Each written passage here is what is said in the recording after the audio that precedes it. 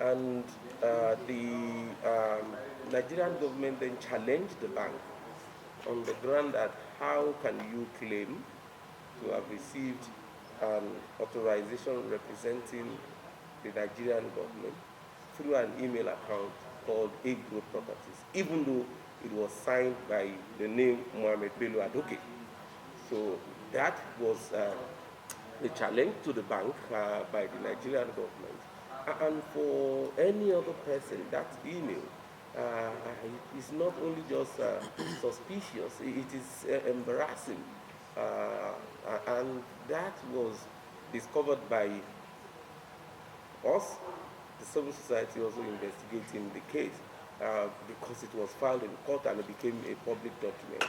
And the Italian prosecutor prosecuting the criminal aspect of the case was alerted to that email.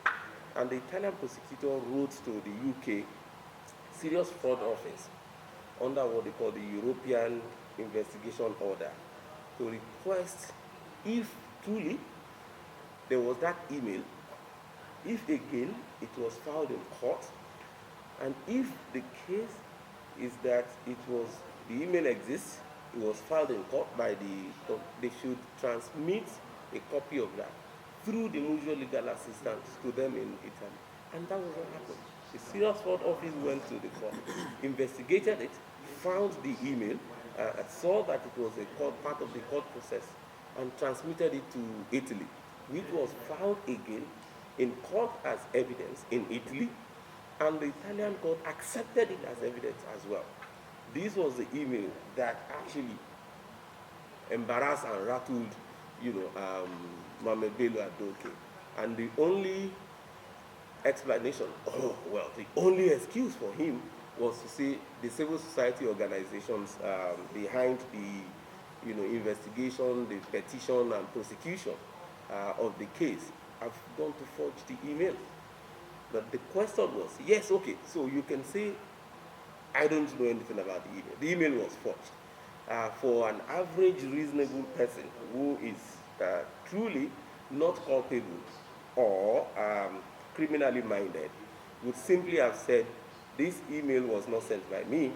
Yes, any other person would say, okay, yes, it was A Group Properties email address that was used. And then would say, okay, this is an email that belongs to so place, or someone must possibly have forged it, without saying these are the people. I mean, as of 2011, when the bank got the email, we didn't even know about the deal. It was not known to the public. And the bank also confirmed that that email transmitted the resolution agreement signed between the Nigerian government, Malabu, and Shell to them for the first time. So even the bank was getting the resolution agreement for the first time through that email. And the A Group Properties email was used to register the companies of AALE with the Corporate Affairs Commission as far back as 2010. The bank opening details of the companies had A Group Properties at yahoo.com. So it shows that this email address existed before that transmission was done. So it is either to have accused A Group Properties of sending the email without the knowledge of Adoke, or the bank forging the email and then making it as a defense to. So, but we've provided all the evidence to the police, rather than writing the petition and then allowing the police to do the work. So he decided to try and see how he gets to influence the police to convert the investigation to harassment. But the whole threat that was associated with that was resisted very seriously by the organization and myself, and we're still on. The case is still on. So yeah.